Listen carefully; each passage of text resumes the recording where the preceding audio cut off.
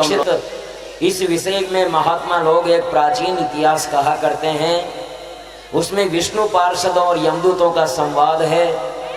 कान्यकुब्ज नाम के ग्राम में एक ब्राह्मण रहा करता था। कान्यकुब्जे द्विज कश्चित् दासीपतिरजामिल नाम्नानस्तु सदाचारो दास्या संसर्ग दूषित। कान्यकुब्ज जो उत्तर प्रदेश में आजकल कन्नौज नाम का ग्राम है ना, शहर, वो कान्यकुब्ज। वहां एक ब्राह्मण रहता था जो दासीपति था, यानी पथभ्रष्ट ब्राह्मण। लूट, हिंसा, धोखा आदि निंदनीय वृत्तियों में कुटुंब का पोषण करता था। और उसके 10 पुत्र थे। 10 पुत्र थे। औरों के तो उल जलूल नाम थे, लेकिन उसके करोड़ों पुण्यों का उदय हुआ होगा कि उसने अपने सबसे छोटे पुत्र का नाम नारायण रख दिया।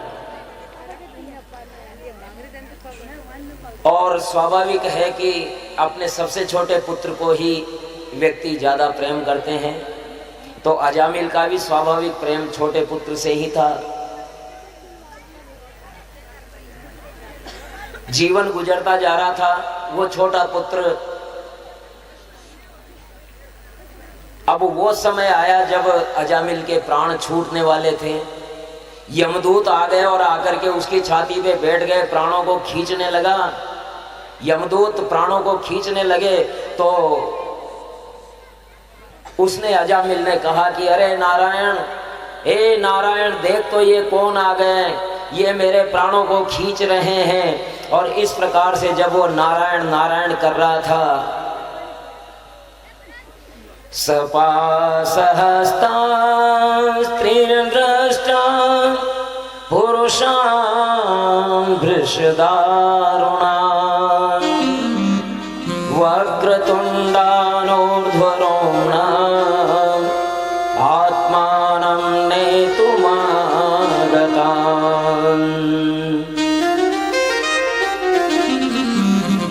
काले कलूटे, मोटे ताजे, बड़ी बड़ी आंखें और पास दिखा करके डराते हुए अजामिल ने जब डरते हुए नारायण का पुकारा, हरे नारायण आजा, मुझे बचा, हे नारायण मुझे बचा। नारायण को स्मरण करते अजामिल को देख करके वहां विष्णु भगवान के पार्षद आ गए।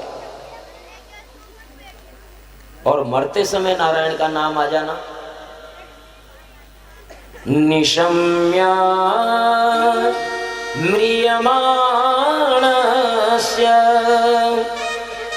ब्रुवतो हरिकीर्तनम् भर्तुर्नाम महाराज पार्षदा सहसा पतन्।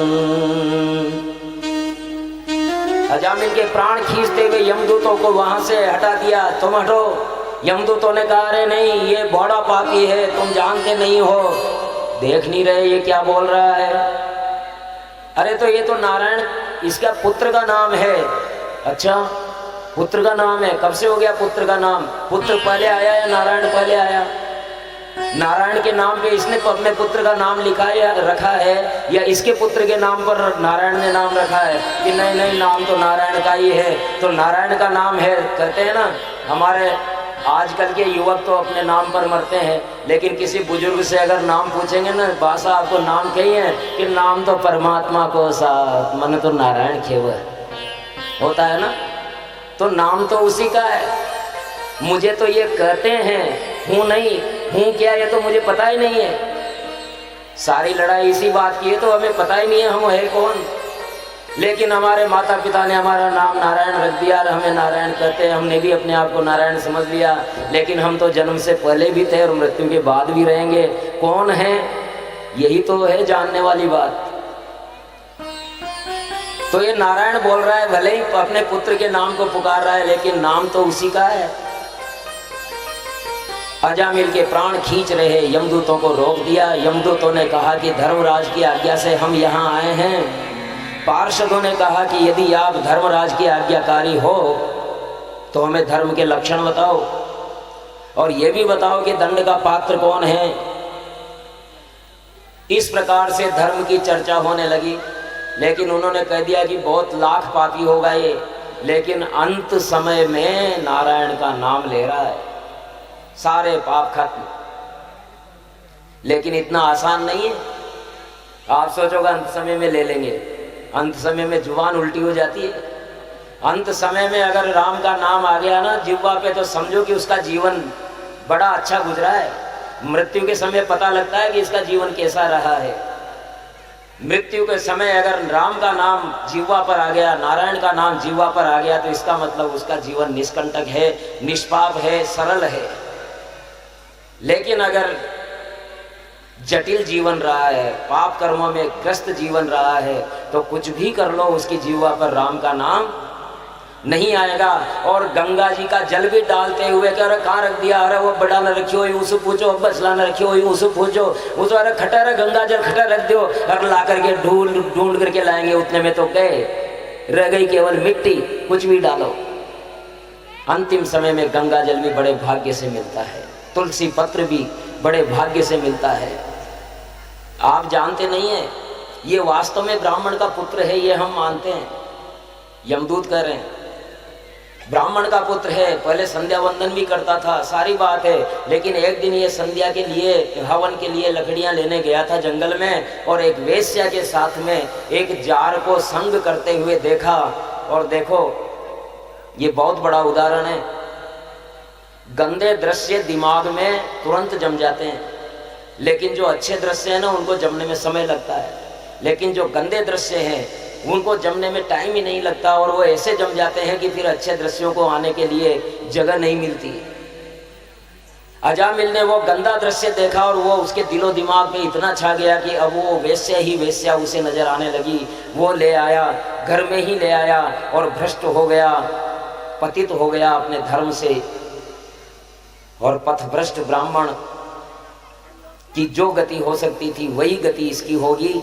इसलिए विष्णु पार्षदों, हमें अपना काम करने दो, हमारे काम में बाधा मत बनो। विष्णु भगवान के पार्षदों ने कहा कि देखो अंत समय में ये नारायण का नाम ले रहा है, हर कोई नहीं ले सकता, इसलिए तुम्हें जाना पड़ेगा। जबरदस्ती की तो उनको मारपीट करके भगा दिया यमदूतों को। और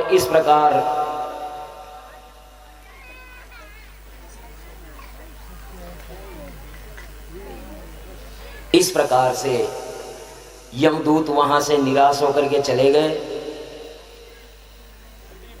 और वहां जाकर के और कहते हैं कि यमराज से कि हे भगवान एक बात बताओ, इस संसार के जो निर्णय करता है, शासन करता है, वो कितने हैं?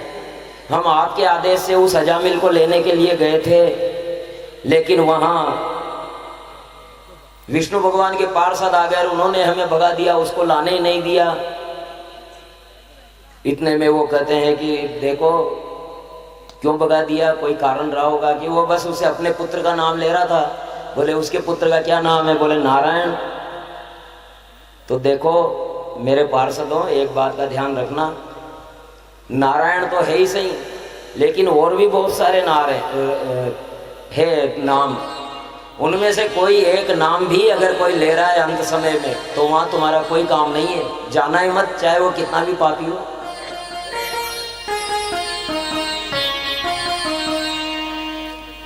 म्रियमाणो हरेर्नाम गृह्णन् पुत्रोपचारितम् अजामिलोऽप्यगाद्धाम किं पुनः श्रद्धया गृह्णन्। जब वो पुत्र के व्याज से, पुत्र के बहाने भगवान का नाम ले रहा है और उसका मोक्ष हो गया, तो फिर अगर श्रद्धा से लिया जाए तो फिर बात क्या है? तब यमराज कहते हैं कि देखो बहुत सारे नाम हैं उन नामों में से एक नाम भी कोई जप रहा है तो तुम्हारा वहां कोई काम नहीं है। कौन से?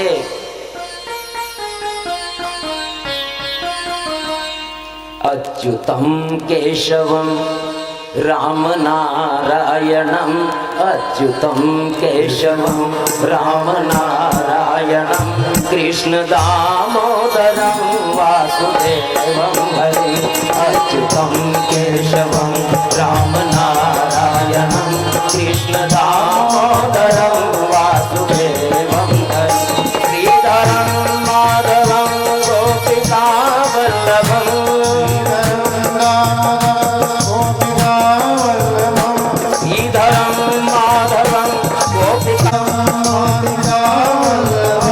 जानकी नायकं रामचंद्रं भजे, जानकी नायकं रामचंद्रं भजे। अच्युतं केशवं राम नारायणं, अच्युतं केशवं राम नारायणं, कृष्ण दामोदरं वासुदेवं हरिं।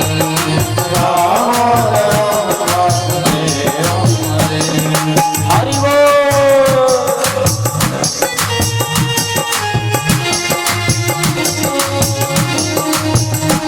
अच्युतं केशवं सत्यभामाधवं,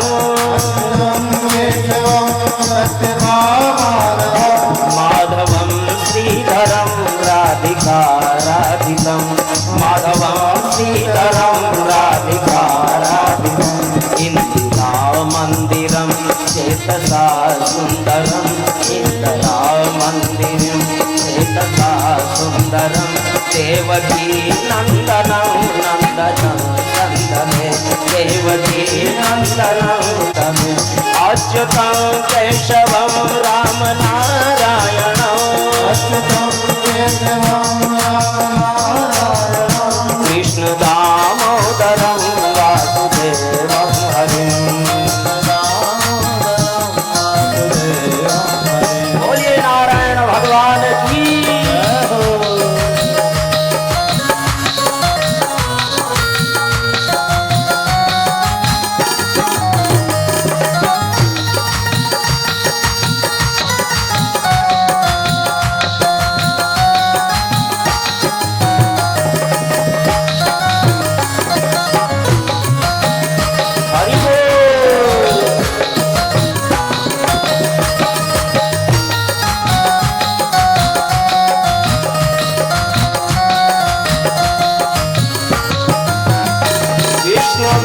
विष्णवे शंखिने चक्रिणे,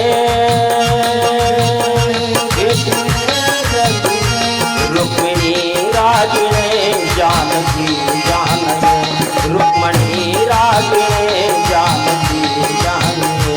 वल्लभी वल्लभायार्चितायात्मने, वल्लभी वल्लभायार्चितायात्मने। कंसवीध्वंसिने वंसिने नमः, कंसवीध्वंसिने वंसिने नमः। अच्युतं केशवं राम नारायणं,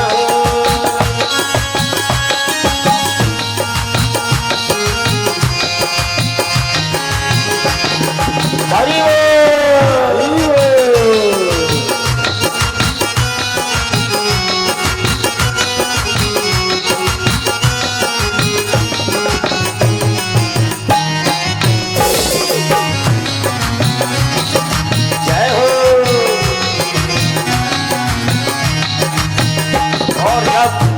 भगवान के नाम के आगे संबोधन जुड़ जाता है, द्रवित होकर के आर्द्र होकर के जब हम पुकारते हैं तो उसकी भावना बढ़ जाती है, उसका बल बढ़ जाता है।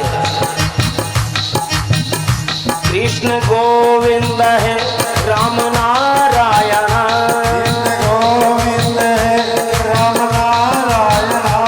श्रीपते वासुदेवाजित श्रीनिधे, श्रीपते वासुदेवाजित श्रीनिधे।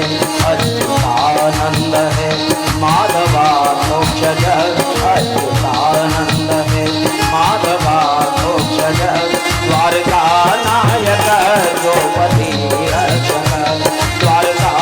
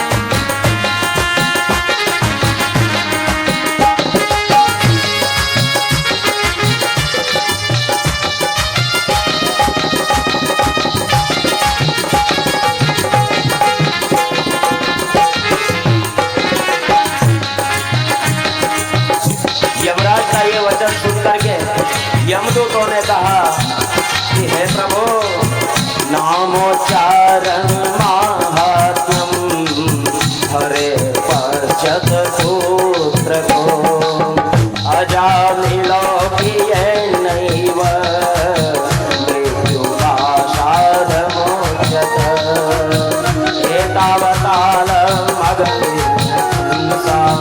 संकीर्तनम भगवतो गुणकर्मणाम् विकृत्य पुत्रमघवान् यदजामिनोऽपि नारायणे ध्यायमूर्तिम् अच्युतं केशवं रामनारायणं कृष्णदामोदरं वासुदेवं हरिं अच्युतं केशवं रामनारायणं कृष्णदामोदरं वासुदेवं हरिं कृष्णदामोदरं वासुदेवं हरिं कृष्णदामोदरं वासुदेवं हरिं कृष्णदामोदरं वासुदेवं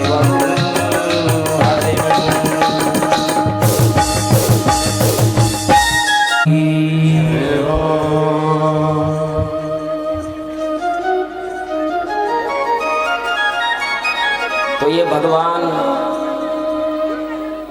नारायण के नाम का ये महात्म्य। अब देखिए, आजकल जब नाम रखने को आता है ना, तो कैसे कैसे नाम होते हैं हमारे बच्चों के, हम देख सकते हैं। डबलू, पपलू, चपलू, पता नहीं कैसे कैसे नाम, जिनके तो अर्थ निकलते हैं ना। कुछ एक नाम कुछ ऐसा होना चाहिए ना कि जिसका कोई अर्थ निकले, कोई संस्कार की झनकार उस नाम में हो, कोई ऐसा गौरवशाली इतिहास उस नाम के साथ जुड़ा हो, ऐसा नाम होना चाहिए। लेकिन अनमिल आखर अर्थ न जापू, ऐसे ऐसे नाम हम रखते हैं। तो हमारे नाम क्या हुआ? बोले वृंदावन बिहारी लाल की जय। बातें फिर बाद में कर लेंगे, अभी कथा कर लें। तो हमारे बच्चों के नाम किस तरह से डबलू, पपलू, चपलू रखते हैं, तो ये रखना ठीक नहीं है, बच्चों के साथ बड़ा अन्याय करते हैं। और दूसरी बात देखो, अगर किसी बच्चे का नाम कन्हैया है तो उस घर में आते हुए दादी जी कहेंगी, अरे कन्हैया इधर आ रहे। अगर दादी जी की तरफ जाएंगे तो फिर दादाजी बुलाएंगे, कन्हैया इधर आ। फिर पापा जी बुलाएंगे, फिर मम्मी जी बुलाएंगे, भैया बुलाएंगे, कन्हैया कन्हैया कन्हैया। दिन भर में कितने जाप कन्हैया के नाम के हो गए, पूरा घर पवित्र हो जाता है।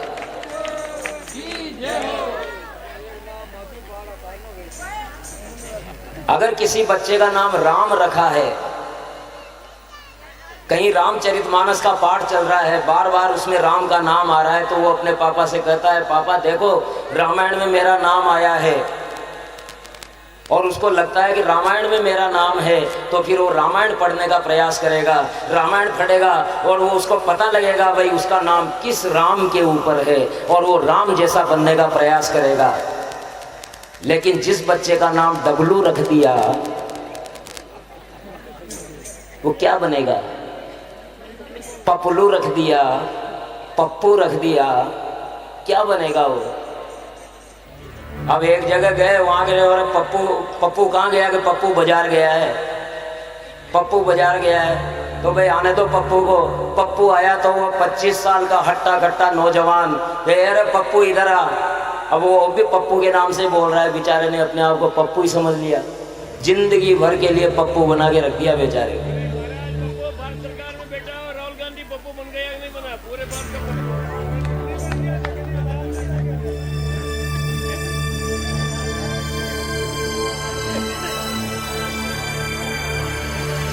अब इसमें तो मैं क्या कर सकता हूँ? तो कुल मिलाकर के हमारे बच्चे, अरे वो तो विदेशी संस्कृति है, उसकी बात मैं नहीं करता हूँ। विदेशी संस्कृति में तो जॉर्ज, देखो विदेशी जब हमारे राजा थे ना, ये अंग्रेज राजा, तो उनके जॉर्ज प्रथम, जॉर्ज द्वितीय, तृतीय, चतुर्थ, पंचम, अष्टम, पता नहीं कितने जॉर्ज हो गए। ऐसे ही बुश भी प्रथम, द्वितीय, फर्स्ट, सेकंड, थर्ड, उनके पास नाम नहीं है बेचारों के पास, तो वो कुछ भी रखेंगे, उनकी बात, उनसे हमारी तुलना नहीं है। हमारे यहाँ नामों की कमी नहीं है, हमारे यहाँ तो गोपाल सहस्त्र नाम, अकेले गोपाल के सहस्त्र नाम है, विष्णु सहस्त्र नाम, शिव सहस्त्र नाम, दुर्गा सहस्त्र नाम। होते हैं नहीं होते, कितने नाम हैं, जो नाम आपको अच्छा लगे वो नाम रख लो। उनकी तरह थोड़ी है जो जॉर्ज के पीछे पड़ गए, बेचारे को 12वें तक छोड़ा ही नहीं। हम कितने ही नाम रख सकते हैं। तो हमारे बच्चों के नाम अगर इस तरह उल जलूल रखते हैं जिसका कोई अर्थ नहीं निकलता, कोई उनको इतिहास नहीं मिलता उस नाम से जुड़ा हुआ, तो हम बड़ा अन्याय करते हैं हमारे बच्चों के साथ। अगर गलती से हमने रख भी दिए हैं तो अब उनका नाम बदल दें और अच्छा सा कोई नाम रख दें। अच्छा, शिव, कृष्ण, राम, किसी के हजारों हजारों नाम है सबके, राम के भी 1000 नाम है, कृष्ण के भी 1000 नाम है, शिव के भी 1000 नाम है, भैरव सहस्त्र नामावली भी है, कितनी बातें हैं। तो कोई भी नाम हम चयन कर सकते हैं और रख सकते हैं। तो इस प्रकार अजामिल के इस कथानक में भगवान नाम का महत्व स्थापित होता है। और अजामिल भी जब उसने पता लगा कि मैं केवल अपने पुत्र के बहाने नाम ले रहा था और उसमें मैं यमपास से बच गया, तब मैं अगर श्रद्धा से नाम लूँगा तो क्या होगा, और ये सोच करके वो वृंदावन चला जाता है और दशम का पठन करके और भगवान के रूप में एकाकार हो जाता है। ये दरअसल अजामिल एक साधु था पिछले जन्म में, और वो हिमालय में कहीं भटक गया था और बर्फ पे चलते चलते शीत में आ गया था। उधर एक ऋषि थे, ऋषि का आश्रम था, ऋषि के आश्रम में पहुंच गए। ऋषि ने देखा कि कोई बर्फ पे पड़ा हुआ है साधु, वो उठा करके अपनी कुटिया में ले गए। अब उसे वहाँ आग भी नहीं जल सकती, बर्फ में कौन सी आग जलेगी।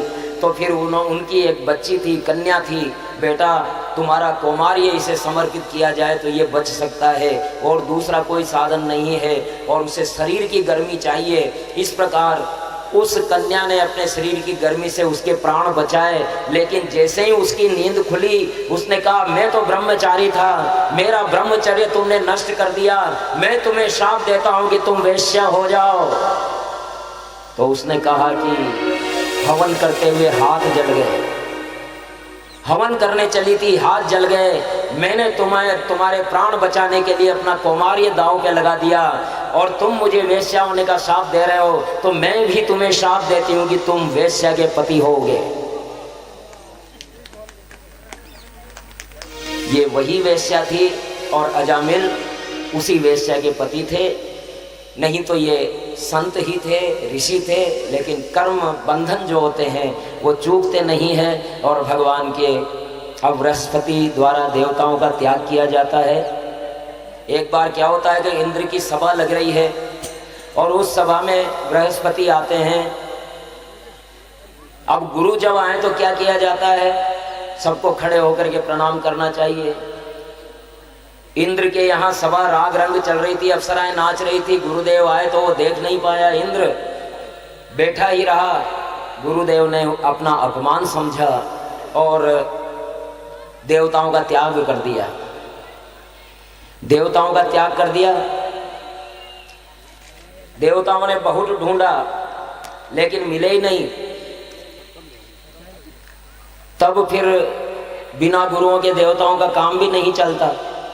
तो अब क्या करें, भगवान ब्रह्मा जी के पास गए, ब्रह्मा जी विष्णु जी के पास ले गए। विष्णु भगवान ने कहा कि देखो विश्व रूप है, मृत्यु का नाती है, और वो देखो राक्षसों के प्रति भी सॉफ्ट कॉर्नर रखता है, थोड़ी अच्छी भावनाएं रखता है राक्षसों के प्रति। अगर उसको तुम सहन कर सको, विश्व रूप अगर तुम्हारा गुरुत्व स्वीकार कर ले तो तुम्हारा काम हो जाएगा। देवता लोग गए, विश्व रूप ने गुरु होना स्वीकार किया और नारायण कवच से उसको सुरक्षित कर दिया इंद्र को, और विश्व रूप हवन करवाता। अब देखिए, क्योंकि वो मृत्यु का नाती था, इसलिए जोर से स्वाहा बोल करके तो देवताओं को भाग पहुंचा देता, लेकिन धीरे से आहा बोल के राक्षसों को भी यज्ञ का भाग देने लग गया। अब इंद्र ने जब